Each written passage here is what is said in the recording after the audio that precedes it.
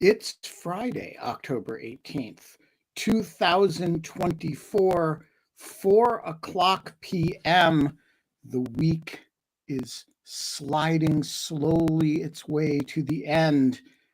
And here we are, getting ever closer to a presidential election, feeling the tension in the October air, and uh, all doing our part to make October as tension filled as possible. We welcome to the show today the only member of Congress ever to serve in the House of Representatives who has made a video about me in Hindi.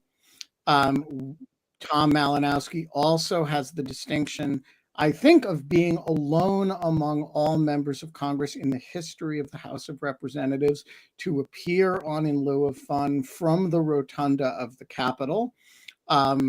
And that is, I suspect, a record that will stand for a while because he has more sense of drama than most non-Marjorie Taylor Greene members of Congress. And Tom, it is good to see your face. Thank you, Benjamin. I didn't think I'd be compared to Marjorie Taylor Greene that quickly in this interview, but it's an honor. Well, it was not a hostile comparison. You do share a flair for the dramatic. Well, I'm deeply honored. I didn't make a video about you in Hindi. I just found it. It was out there. Yeah, that's correct. It was a very long flight. Yeah, Tom, I don't know if that video is still out there somewhere, but it's somewhere. I don't know whether it says something odder about you or about me, but I just want to say in our long running battle about killer drones, I've had occasion to wonder whether the Ukraine war has made you rethink your position at all. Well, assumes a lot of background knowledge among our audience. It's true. Maybe we'll get to that later in the show. We are not allowed to have fun anymore, but I heard a rumor that Tom Malinowski was rallying Polish votes in Polish American votes in key swing states. And I thought I didn't want to leave the American off because all of a sudden then we would have an RNC ad about how Tom Malinowski was getting illegal immigrant votes so we got to be precise in how we speak. And I just thought we should talk about it. The time is creeping in its petty pace until the last syllable of recorded time to gather votes and to encourage people to vote. And so I wanted to hear what you guys were up to and what the ambition is and what you're trying to do. Trying to save America, obviously. And it just so happens that the states that will decide this election in all likelihood have the highest concentration of Polish Americans, Ukrainian Americans, other East European Americans in the country, Michigan, Wisconsin, and particularly Pennsylvania. And, I'm a Polish American.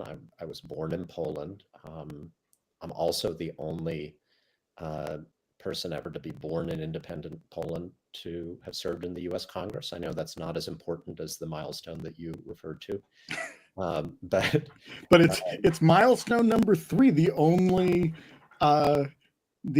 we're going to go through the onlys. So far we're up to 3 with that's one of them. And a little relevant to this election because I'll say that obviously I'm a Democrat. As an American, I've been a Democrat. As a Polish American, I've been nonpartisan, neutral. There's never been in my lifetime a Polish reason or a Ukrainian reason or a Lithuanian reason to vote for one party or another, because Democratic, Republican presidents have all pretty much basically been pro-NATO, pro-American allies, pro-democracy versus dictatorship, and they haven't thought well of Russian imperialism until this guy.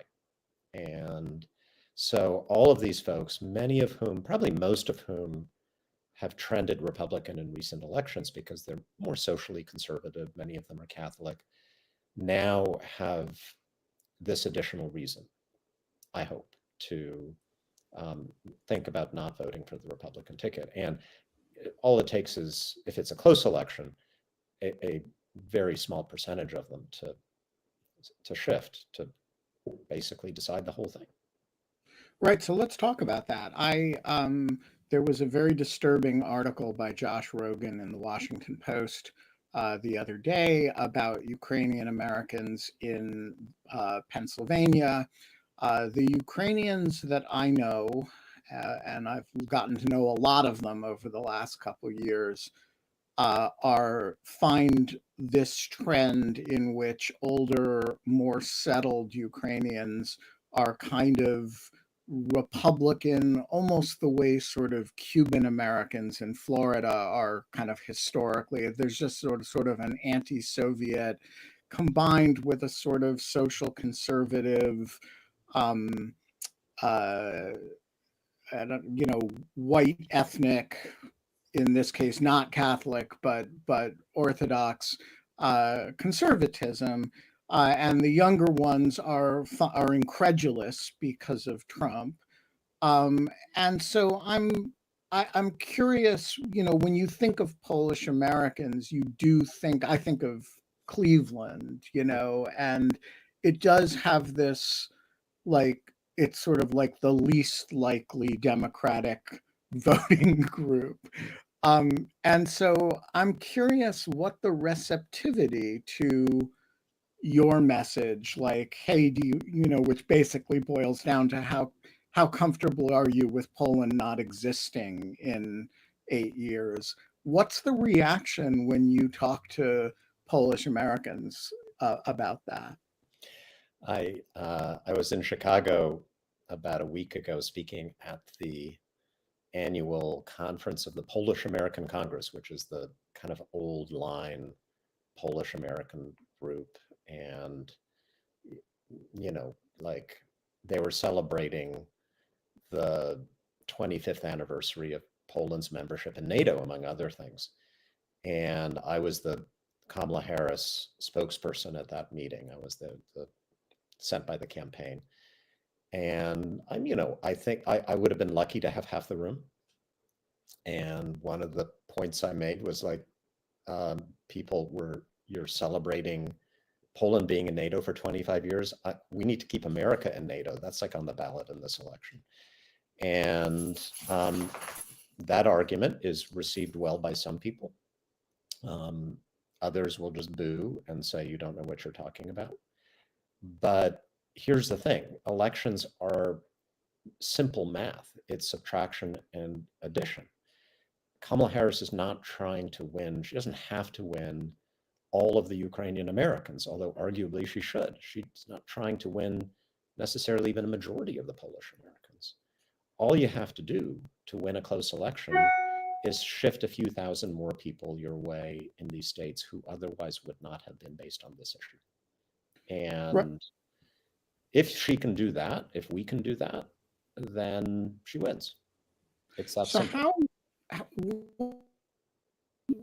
do we have a sense of what the Polish American vote and the Ukrainian American vote was last time, and how many people?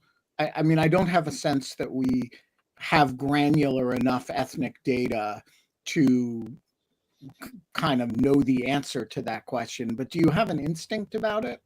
Yeah, so there has been some pseudo research done on this, on the Polish American vote. It's not precise enough for anybody to seriously say they know the answer, but there's at least some evidence that, well, there's absolute clear evidence it was an overwhelmingly Democratic constituency through the 30s, 40s, 50s. And then, like a lot of white ethnics in the Midwest, they became Reagan Democrats. And so Polish Americans voted for Reagan in large numbers. they kind of like Bill Clinton, and Clinton he brought Poland into NATO. They like George Bush. Um, there's some evidence that a majority voted for Trump in 2016, and I believe that. There's some evidence that maybe a majority, certainly there was some shift towards Biden in 2020. And all I care about is the shift, right? It's not the aggregate. It's can we get, I keep coming back to this, the few thousand folks who in a normal election would vote Republican because they're socially conservative or whatever other reasons, to say, you know what, maybe I'll vote for my Republican senator, but I can't let this guy who's going to kiss Putin's ass and encourage the Russians, in his own words, encourage the Russians to do whatever the hell they want to our allies to run this country. That's just weird. It's not what Reagan would have done or Bush or any of the Republicans I voted for before. So, how do you know if you're being effective in this? Like all get out the vote and persuasion efforts that operate below the level of something that you can poll, there's a certain level at which you feel like you're being effective, but it's very hard to actually ascertain. Do you have any way of knowing if it's working, or are you just in I'm doing everything I can and it's not up to me whether it works mode? You can't know empirically. And look, I've seen polling data. This is as far as we can go empirically. I've seen polling data that shows that Central East European Americans in those states overwhelmingly support Ukraine.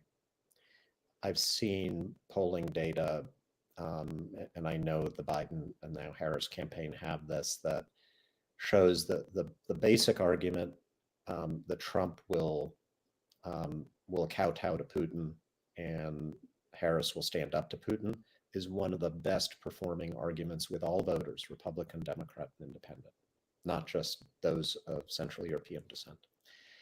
So, that's good news. And it's certainly enough evidence for us to have decided to put these ads in the field and to make a major effort to persuade these voters. But we're not going to know until after the election. And even then it's tough because you don't have exit polls in America that where you can know. That are going to distinguish between Polish Americans and other whites. Yeah, I mean, you can look at certain voting precincts in counties where Polish Americans are maybe a plurality, but they're not a majority in any county in America. So even then it's going to take a little bit of guesswork. So what is the scope of the activity? You're speaking at the Polish American Congress, you're running some ads. Like what are the list of things that you guys are doing? But the biggest project has been ads micro-targeting Polish, Ukrainian, other Central European voters, primarily in Pennsylvania. We've raised enough to run a full campaign in Pennsylvania through Election Day. This is micro-targeting, so you actually can, we don't know how people vote by ethnicity, but you can target digital ads to people by their ethnic group. And so we have 3 ads that are all kind of rooted in the history and culture of Poland and Ukraine, and that harken back to past American presidents of both parties who stood up to Russia.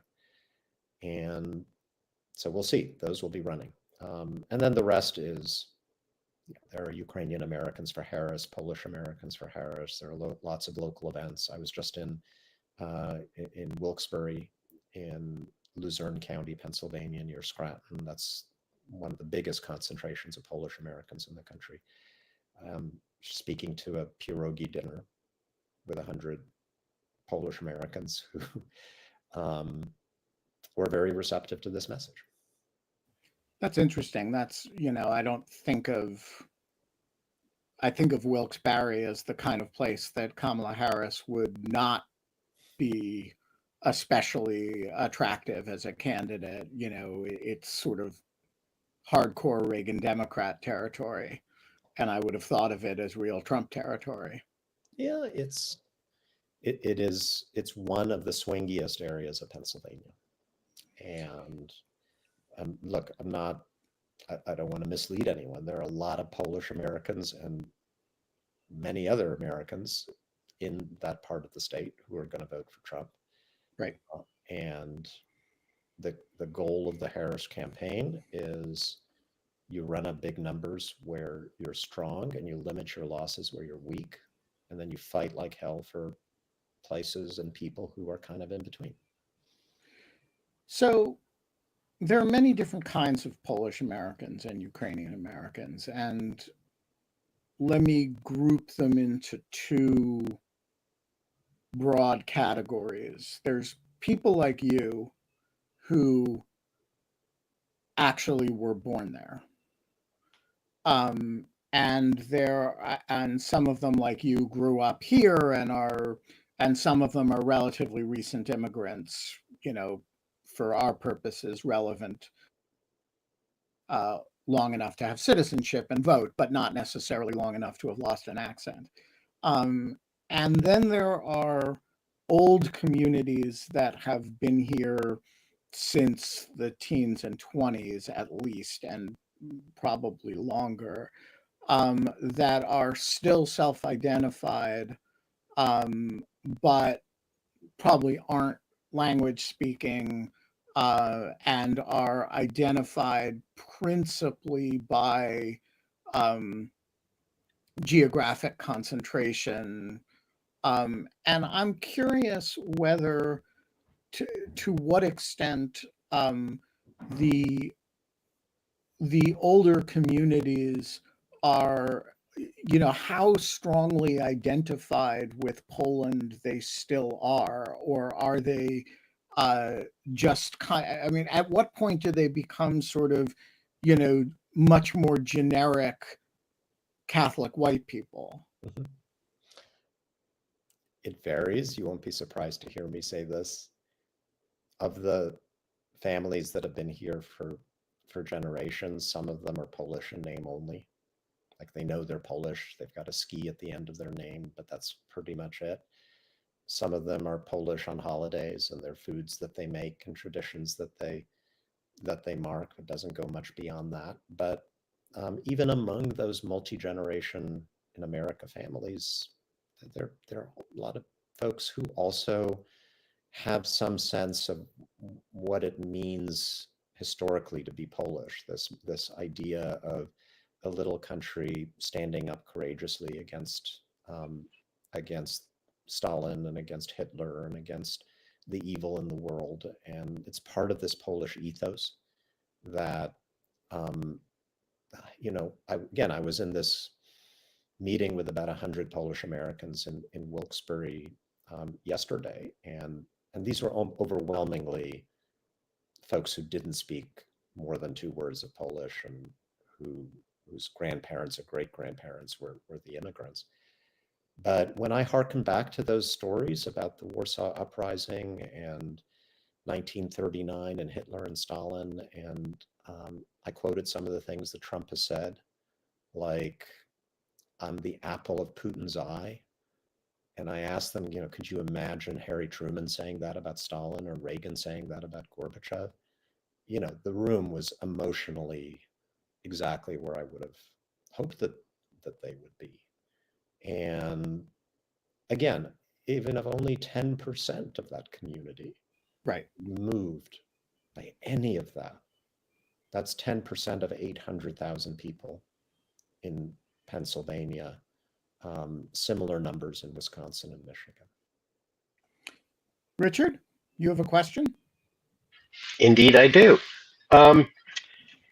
Hello, Congressman. I wanted to ask about the influence of the Catholic bishops and of the Catholic Church among Polish American voters. I know that that's a simple question with probably a complicated answer because it breaks out generationally and by how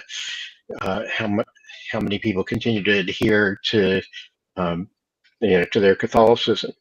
So And I'm just curious about that, what the influence is, and also the fact that I guess we also want to take into account that bishops are changing since Francis has been the Pope.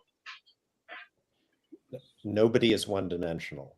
We're all subject to all kinds of different influences. And Polish Americans are devoutly Catholic, and the Catholic influence in a normal election would steer them, in most cases, towards a Republican candidate on the abortion issue, most of all.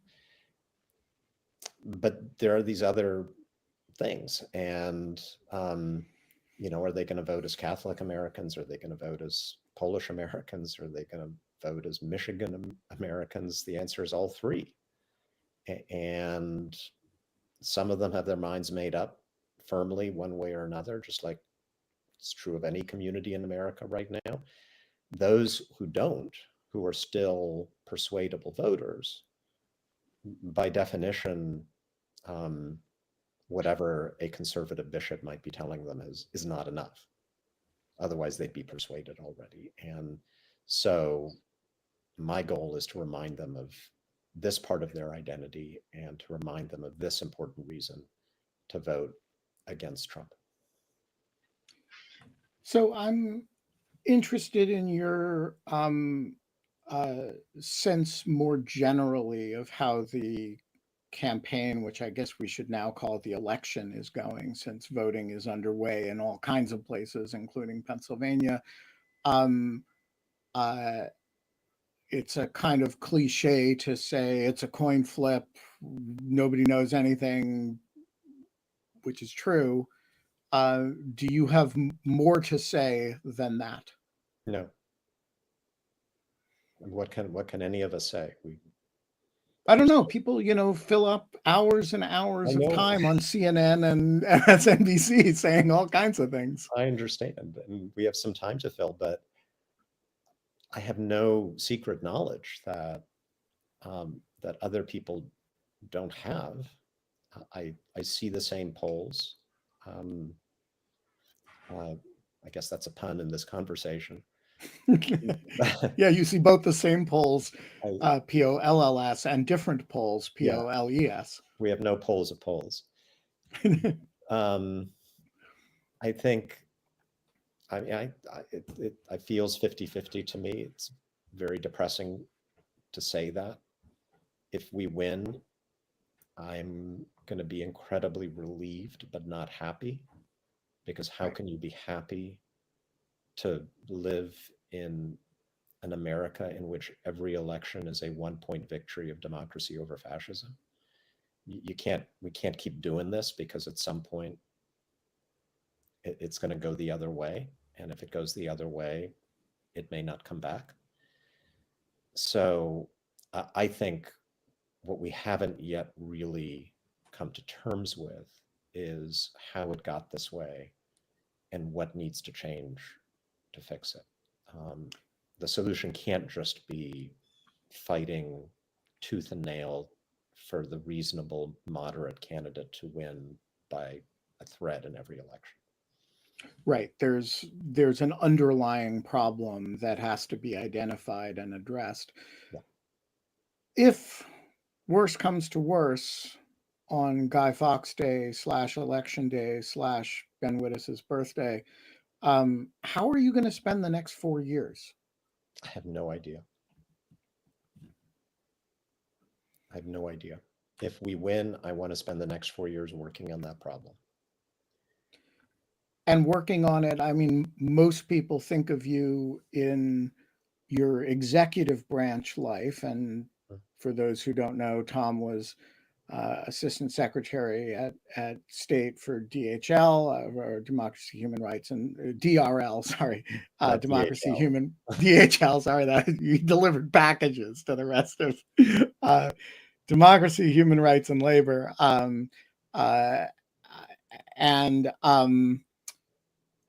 Most people think of you in your executive branch life as a foreign policy guy, but this problem is fundamentally a domestic problem, although it has foreign elements.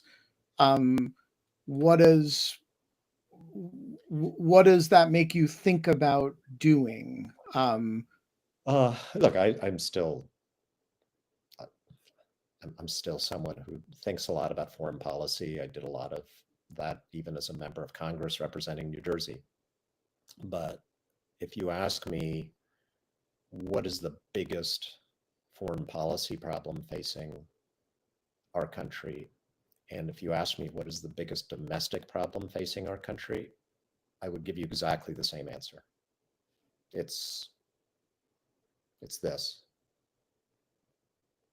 It's the fact that we have, in the last 20 years, completely transformed the way people in America and all over the world get information about the world around us in a way that's been, I think, catastrophically destructive. Everything has been fragmented, and we no longer have human beings who try to be responsible, at least some of the time, deciding what news, what information we see.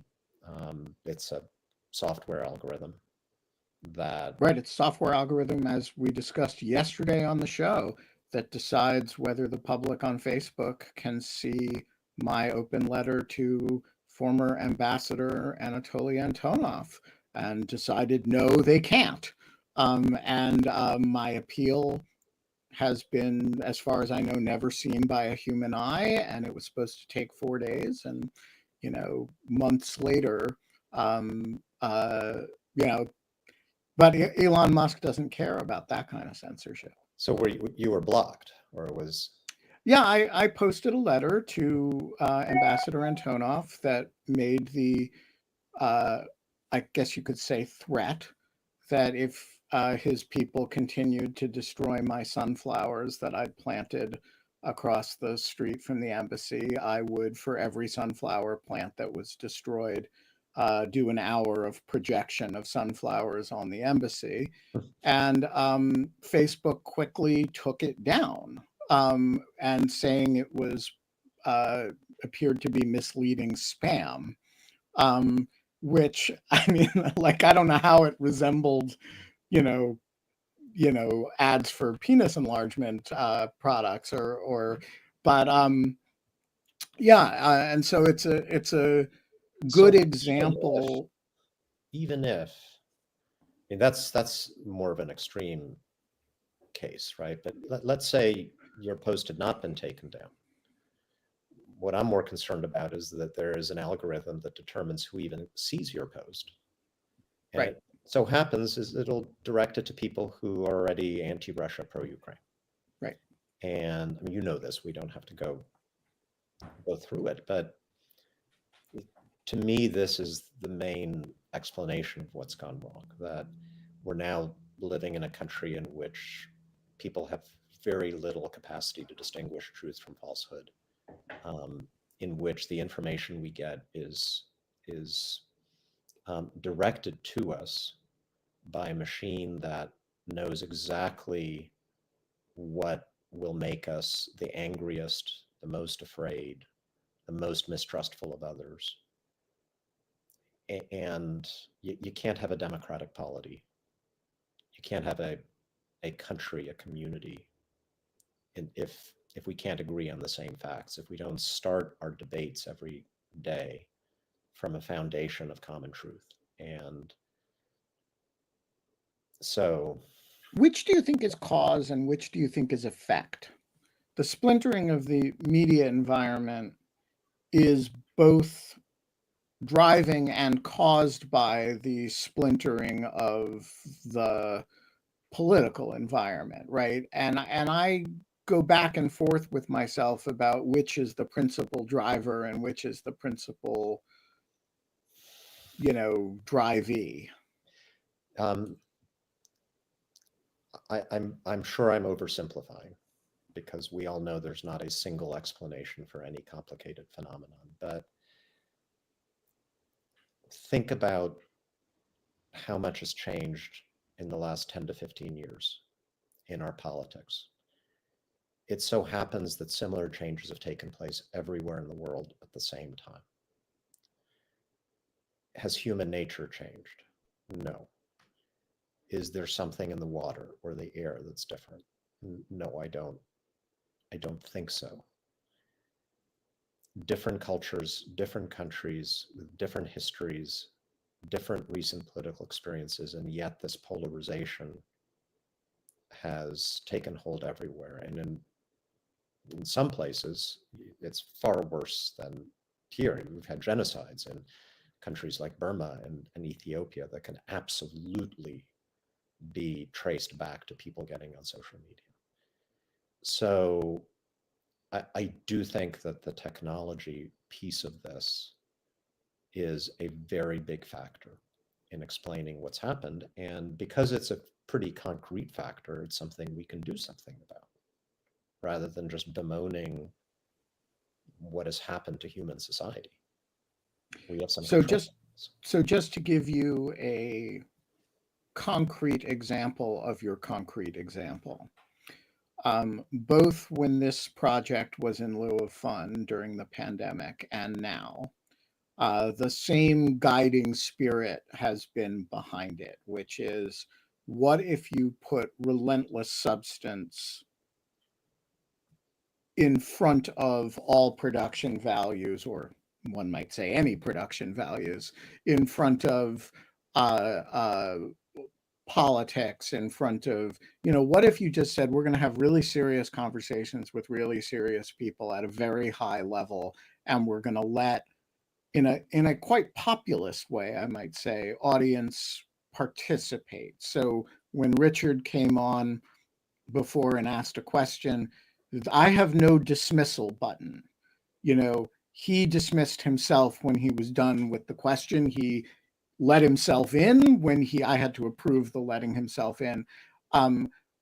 So in some ways, it's very top down. I kind of run it. I schedule the guests, but in some ways, it's a kind of relentless substance project.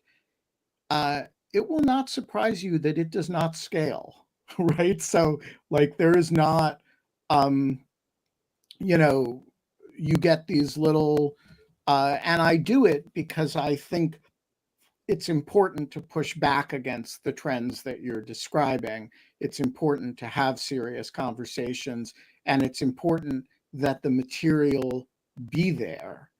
But you never kid yourself that you can fight the machine. And I have actually had conversations with YouTube about it, that there is this incredible body of public affairs programming that goes on every day at YouTube, and they don't curate it. If you had a team of news people at YouTube, I would drop anything to do this, by the way, that curated, that was like YouTube C-SPAN, everything interesting going on at YouTube, and it had its own place. That would be something, right? But it has to be driven by something other than the preferences, by the curatorial judgment of real people, rather than by the aggregated preferences of users. So I know we came here to talk about Polish voters, but hey, conversations migrate. It's fine. Like, it's not actually based on the aggregated preferences of users, or in a sense it is. It's based on the aggregated subconscious preferences of users. Correct. So let me give you an example that's not the aggregated revealed preferences. correct. The aggregated behaviors. The behavior that they want is that you spend as much time on YouTube as possible. That's all they care about. So let me give you an example that is not about our politics, but about our mental health. If you're a teenage girl on Instagram, you start obsessively engaging with content that makes you unhappy. Is that your preference? If somebody asked you, is this what you want to be doing? Is this good for you? Is this good for the world, for your community? Would you say, yes, this is great? No. But you feel compelled to engage with it, maybe because your friends are, you think your friends are, or precisely because it makes you feel bad, you just kind of obsessively have to engage with it in some way. If you actually ask people, what in your conscious state do you want to spend your time on social media, on the internet doing? What people would tell you is very different from what they, what the algorithm is actually measuring. So this can be fixed if these platforms were to operate on that principle, which they So could. do you They could see it measure as fundamentally, is it fundamentally a regulatory challenge? Is it fundamentally a challenge in creating a business model in which you're monetizing some other, like right now they're following the money? Yeah. What how do you see, what do you see the mechanism of mobility in the right direction here as looking like? It's, I think, politics and law.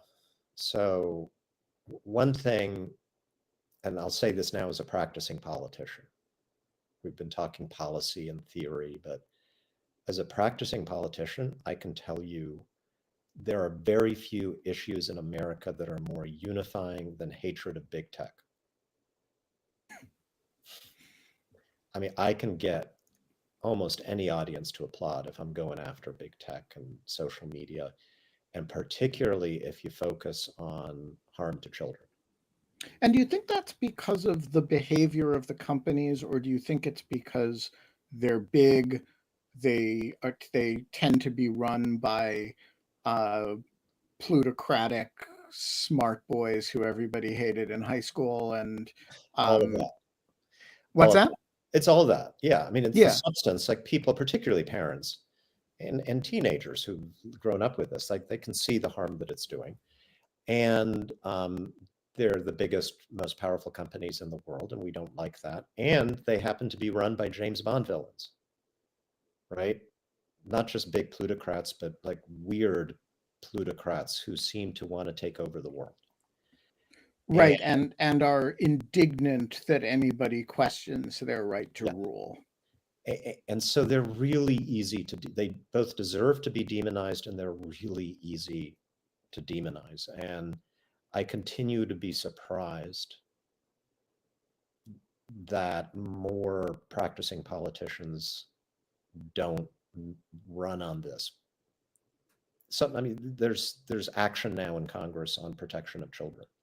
So that there's been some recognition, but really making this a dominant issue in our politics, I think the demand is there from the public, and that whichever party or group of leaders really seizes on this will be onto something that can get them elected again and again. And even the political side, like most Americans are fed up with the negativity and the anger. I mean, we're vulnerable to it. We're susceptible to that kind of politics, but we also know that it's bad and we don't like it. And so I think there's a lot of room here for, if the right president is elected, to take this on politically and to just challenge Musk and the people running Facebook and Meta. I mean, like, Meta now exists to basically cause all of us to stop interacting with other human beings in the real world and to start interacting with their avatars as we're strapped to headphones and machines in our houses. I mean, that is weird and creepy. I want to run against that. So do And then you have the, there's a regulatory and legal side too. Like, you got to get rid of Section 230 so you can sue the hell out of them. so when you say uh, if the right politician wins, I mean, obviously Donald Trump is not going to take on Elon, and um, I mean, he would jump. He says jump, and Elon says how high. They clearly have a bro thing going. Um, do you have the impression that Kamala Harris has a fire in her belly about this set of issues? She did sue tech companies as attorney general. It's not an issue that she's talked about a great deal. And of course, part of being some of the most powerful companies in the world is having a lot of influence over politicians, particularly those from the Bay Area. Do you have the impression that a Kamala Harris administration would be characterized by a real put your head down and think about what to do about big tech approach? I don't know. I hope so. I'm not going to do anything right now but help her get elected. But if that happens, my first question to her would be, do you want to go through this again? Assuming she's won by half a point in Pennsylvania. Do you want to go through this again and again and again? And you ran a great campaign. You spent $1 billion. You had by far the better argument. Your opponent was talking about immigrants eating cats and dogs, and you still only beat him by a point in Pennsylvania. We have to change something. And I'm sure she would also see the political and moral salience of the child protection and mental health piece of this. So we'll have to see. I worked a lot on this when I was in the House, and we had a bill to narrowly tailor Section 230 better because we thought that was more realistic than getting rid of it. And my co-sponsor was Congresswoman Anna Eshoo, who represents Facebook in the Silicon Valley and who helped write 230 in the 1990s. And she just reached her limit with the main employer, one of the main employers in her district. Wow, that's actually really something. So going back to Polish voters and integrating it with the second part of the conversation, when you go to a town hall or a Polish American, event in Wilkes-Barre, and you think half the voters are got their mind made up for Trump, and you're working with a pretty small percentage of them. And where is the information streams that are in there? I don't have my device in my hand, but you can imagine it. That when you say the problem is this, what are the so this is the whorehouse, but what are the content problems that are overwhelming in the bordello that's in their hands? That's not the metaphor I was thinking about, but thank you. But it's, we're all either madams or whores. It's the same as with any of us. They're getting information from multiple sources, curated by their social media platform, whatever it may be, for the most part. So it's not just like people tuning into Fox News, right? It's the device that is determining what Fox News video or maybe what occasional mainstream media video or article they see. And there are Polish Americans who look at other Polish Americans and say, you're absolutely crazy, because that's what we're doing as Americans to each other.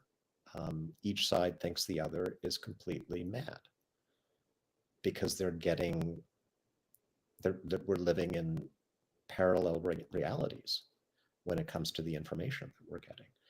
So, okay, I think the argument, if you have any kind of Polish patriotism left in you, or you care about the fate of Ukraine, to me, it's just absolutely obvious. You can't vote for Trump, who's going to sell those countries to Putin for nothing.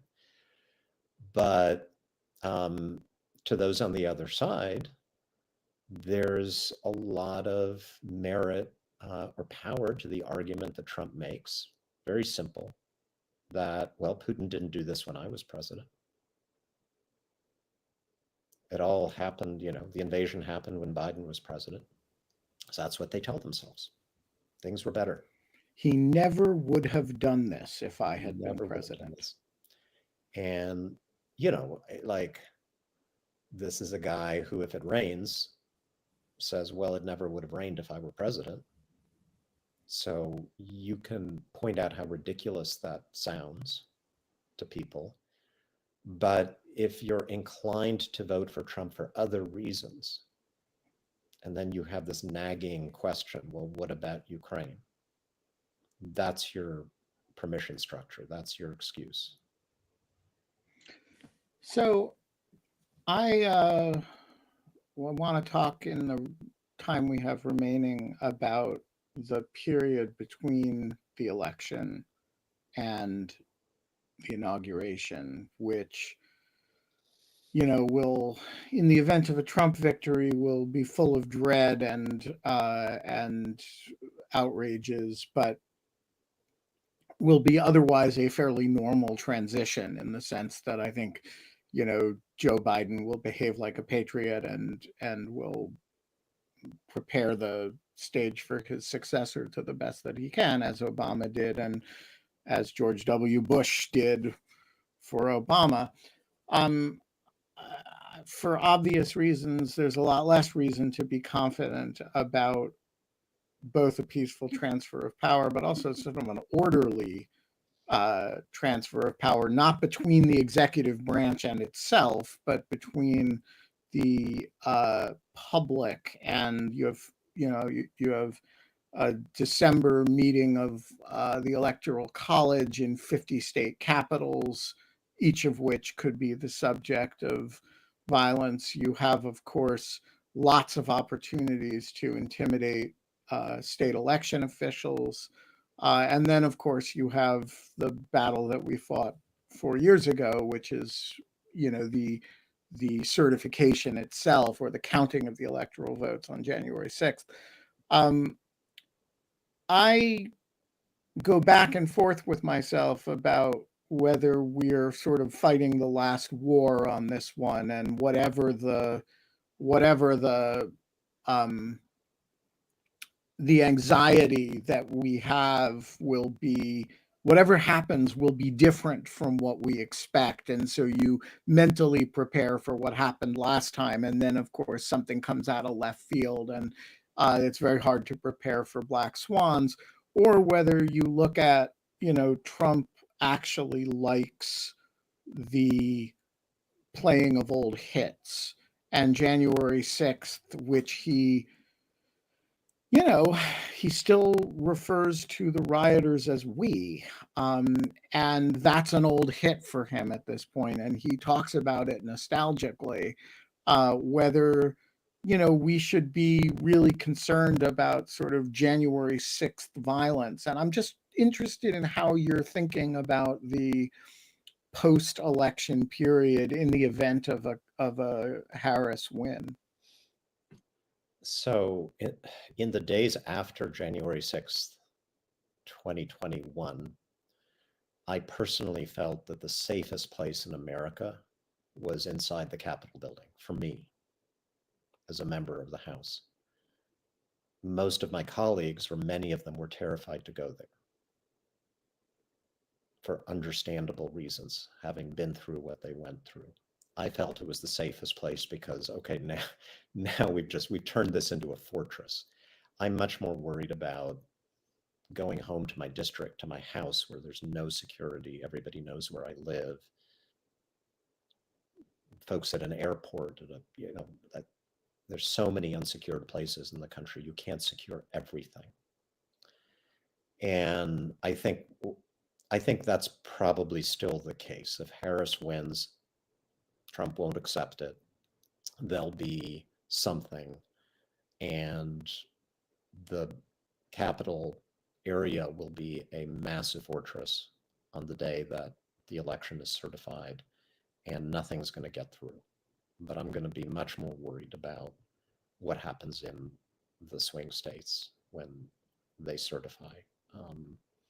I'm going to be worried about the security of these nice people who are electors in the Electoral College and who never, expected to do anything other than perform a ceremonial role. I'm going to be worried about judges and court employees, because if there are cases that come before them, the pressure will be immense. So rather than a single point at which the enemies of democracy converge to do violence, I'd be much more worried about a diffuse and more lasting set of challenges. And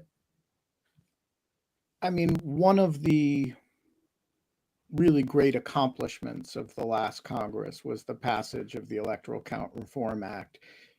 No one's ever going to get a lot of credit for it because no one understands the process and the changes that were made, but they are actually important.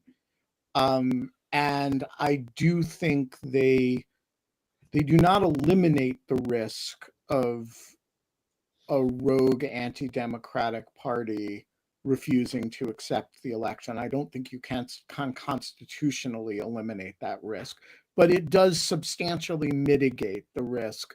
Are you confident that, notwithstanding Speaker Johnson, notwithstanding the narrow Republican majority in the House, that at the end of the day, the votes as certified by the states, leaving aside the question of what machinations will go into those certifications, will be, assuming the mob is kept at bay, counted appropriately? Yes.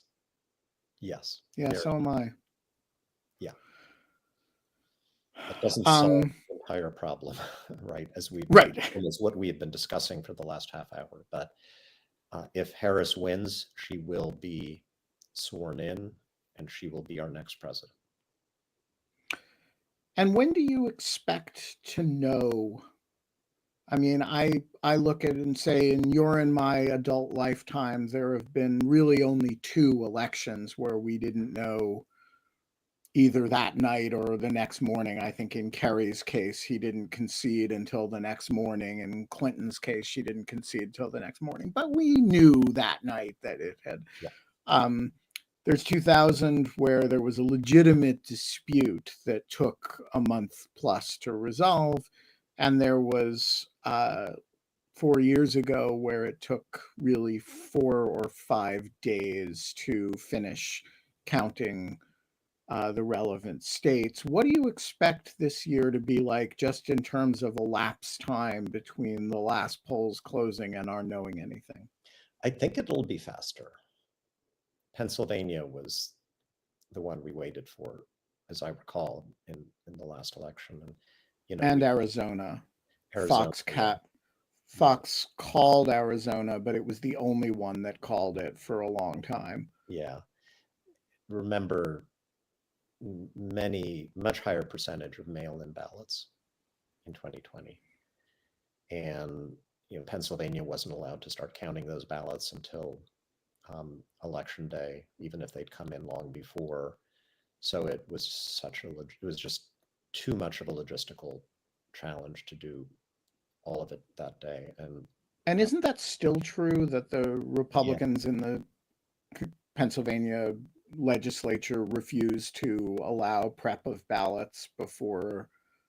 Yeah, I think they have more resources now, and we expect fewer absentee ballots. Gotcha. So now, if it's like Florida 2020 close, I'm sorry, Florida 2000 close. Right, but that's legit. Yeah. I mean, if something's that close, if you have 580 ballots separating it, it's going to take a while to figure that out. Yeah, and then in any election, I mean, in my elections in New Jersey, there were absentee ballots trickling in for 2 weeks after the election. Right, both times, right? Yeah, and in 2020, it was an issue. I remember going to bed on election night 2020, having been told that I won my race by 10 points, but that Biden might be losing. And I felt absolutely horrible, even though I was sure that I'd won. And then 2 days later, Biden is the winner. and the late absentee ballots coming in my race were all trending to my opponent, and I had like 14 days of hell waiting for what ended up being an incredibly close outcome. But I don't think it's going to be like that this time. I think we're going to know faster. So speaking of your most recent opponent, he has a tough race. What's that? Yeah, well, the virtues of the father turned out to be the sins of the son. He has a serious race this time again, or should we expect him to cruise to re-election? He does. There's a wonderful woman named Sue Altman who is running against him, and there have been 3 polls in the last week that show him leading her by 1 or 2 points. So it's on everybody's race as a close race that could flip. It's a Republican. It was drawn to be a Republican district more even than the one that I won twice. That's what gave me the trouble in my last race. So it's tough for Democrat, but still winnable. And a lot of moderate Republicans here who are torn. And why did you not run again? That's a long story. We have 3.5 minutes. Oh my gosh.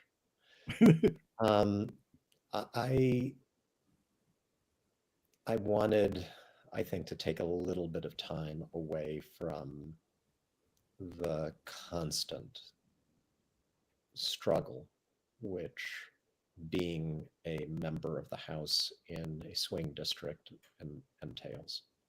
I loved the job. I loved being in the House of Representatives, but it does take a lot out of you to have that more than full-time job and the more than full-time job of constantly running because you have a target right on you from the day you walk in.